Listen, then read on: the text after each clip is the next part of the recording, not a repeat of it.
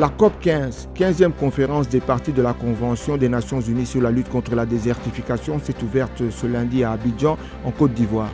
Le thème de cet événement, Terre, vie, patrimoine, d'un monde précaire vers un avenir prospère.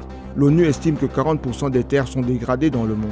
En République démocratique du Congo, au moins 35 personnes ont été tuées par des miliciens de la Codeco dans l'attaque d'une mine d'or artisanale 2 jours après la commémoration de l'an 1 de l'état de siège en Ituri dans le nord-est du pays. Lors de cette attaque, les miliciens Codeco ont pillé des boutiques, emporté la production des orpailleurs et incendié des maisons, rendant ce lieu inhabitable selon un responsable de la société civile.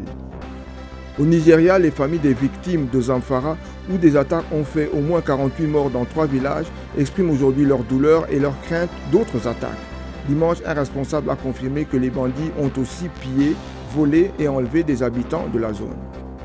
En Tunisie, c'est au tour des partisans du président Kais Saied de donner de la voix. Ils étaient en grand nombre dans les rues de Tunis dimanche pour soutenir l'homme fort du pays, alors que l'opposition continue à le dépeindre comme un dictateur. Fin avril, un Front national de salut a été créé pour faire face à Kais Saied.